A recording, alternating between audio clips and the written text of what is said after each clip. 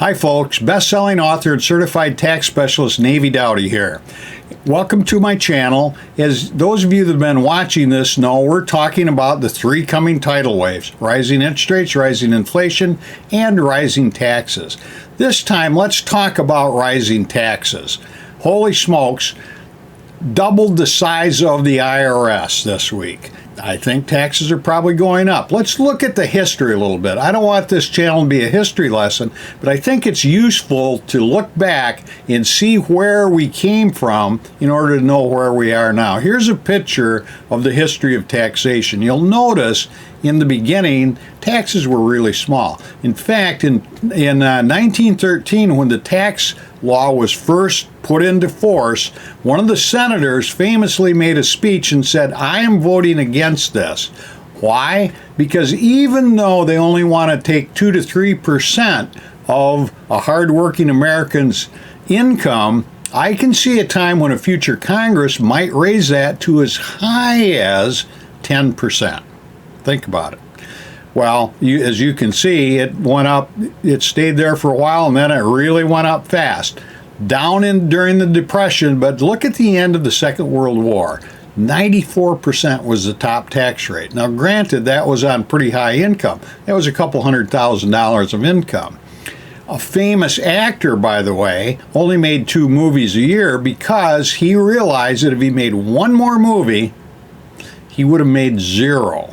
Why? Because the other 6% went to the state of California, and of course, that famous actor went on to become a famous politician, Ronald Reagan, and I always liked one of the things he said, not just tear down this wall, but the other thing he said that I really, really liked was, back in the early 80s, the United States doesn't owe $1 trillion because we don't tax enough. We owe $1 trillion because we spend too much. Pretty prophetic, I would say. And most of you may not realize this, but there were proposals in Congress at the time during the Second World War to raise the top tax rate to 100%. Now, I guess they just couldn't get that through, but 94 was pretty high.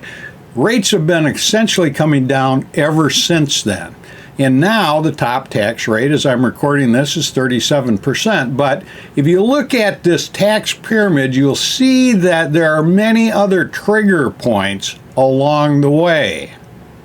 For a couple, about $340,000 is the top limit of the 24% bracket. The next jump is pretty big, goes to 32%. But it's a little misleading to say you're in the 24% bracket. For one thing, you've paid 15.6% in Social Security if you have your own business, and if not, your employer chipped in their half, and so really you paid 15.6%. In addition to that, at $250,000, some other taxes kick in, like the 3.8% investment surtax and higher Medicare taxes. So really the 24% bracket is about 29%. And by the way, that is scheduled to go up on January 1st, 2026. In fact, if you're in the 2 lower brackets, it goes up by about 25%. Less percentage-wise, the higher we get. So I think everybody now believes that taxes will be higher in the future. I have always said, haven't done this for more than 40 years, that taxes will be your biggest expense in retirement. And I would say this for almost everybody: taxes already are your biggest expense for almost everybody listening to this. If I line up 1,000 people and ask them what do they spend the most money on, most of them would say their house. But in reality, it's taxes. Taxes right now, Tax Freedom Day is past the end of April. Think of that. That means the average American spends the first third of the year working just to pay the taxes. So I think there's no question that the first 2 things on our financial tidal waves that are coming, rising interest rates and rising inflation, those are no longer a theory.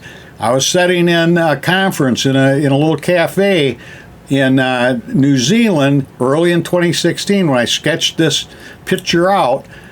on the back of a napkin. And of course, now those are no longer theories.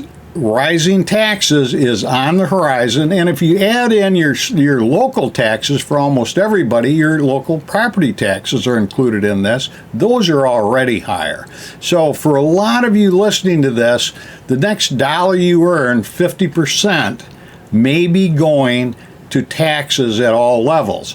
And of course, you're now limited as to how much of the state and local taxes you can deduct. Those of you that don't have my tax checklist, if you'd like to get a copy of this, just give me a quick call. We'll get on a real short call, and I'll get you a copy of my tax checklist. You probably want to get a copy of my book. You can get it at your favorite online retailer, Tax Secrets for the Smiling Retiree.